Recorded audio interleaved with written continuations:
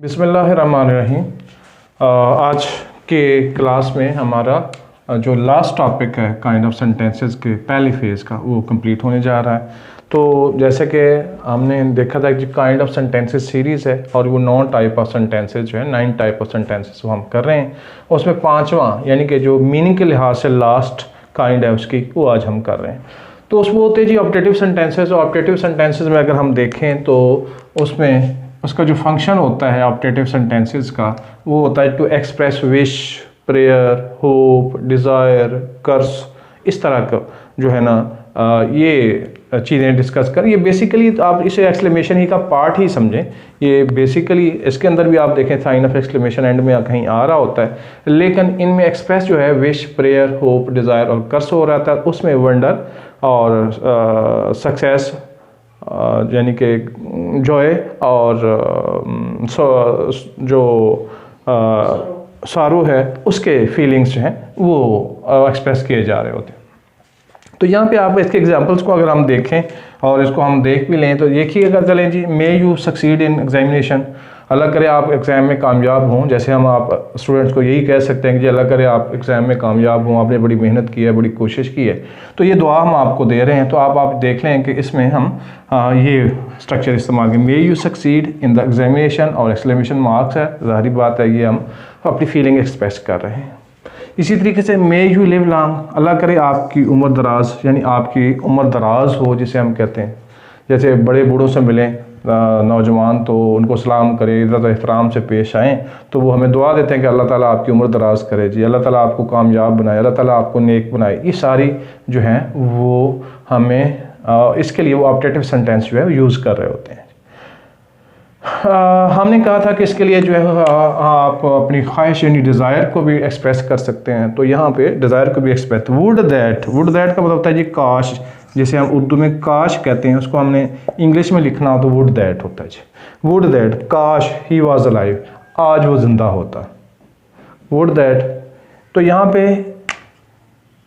पे ही के साथ प्लूरल, सिंगुलर के साथ प्लूरल आता है हमें, ही वर अलाइव। एक्चुअली जो ज़िंदा नहीं है ना, ऐसा हो सकता है, ये एक इमेजिनरी सिचुएशन है। जैसे कायद-ए-आज़म के बारे में हम कहें कि काश आज कायद-ए-आज़म ज़िंदा होते तो मुल्क बहुत तरक्की कर चुका होता, बहुत सारे मसाइल हमारे हल हो चुके होते, आज दुनिया के उन अमीर तरीन और तरक्की याफ्ता ममालिक के साथ में खड़ा होता है जो इज़्ज़त के नाम से, इज़्ज़त के लिहाज से पहचाने और जाने जाते हैं। तो लिहाजा would that he were alive, हम कह सकते हैं कि काश वो ज़िंदा होते। अच्छा जी, may you be blessed with a son, तो हम किसी को दुआ करें कि अल्लाह ताला अल्लाह आपको बेटा अता करे, अल्लाह ताला आपको बेटा दे। यहाँ पे भी दुआया कलमात हैं। और वंस अगेन आप तमाम जो सेंटेंस की एंडिंग है उनको ज़रा आप गौर से देख लीजिएगा कैसे हो रही हैं जी। इसी तरीके से अगर हम देखें तो कोई हमारा स्टूडेंट जो है वो क्लास में नहीं आया, तो उस दिन क्लास में एक्टिविटी बड़ी मज़ेदार हुई है।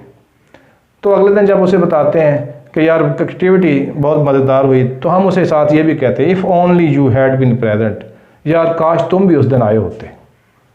ठीक है जी। तो इस स्ट्रक्चर के लिए, इस मफहूम को अदा करने के लिए ये बड़ा स्ट्रक्चर हम इस्तेमाल करते हैं। तो जो ऑब्जेक्टिव सेंटेंस है बहुत सीधा है कि विश आपने इसमें एक्सप्रेस करनी है, इसमें आपने प्रेयर एक्सप्रेस करनी है, होप एक्सप्रेस करनी है और कर्स एक्सप्रेस करनी है।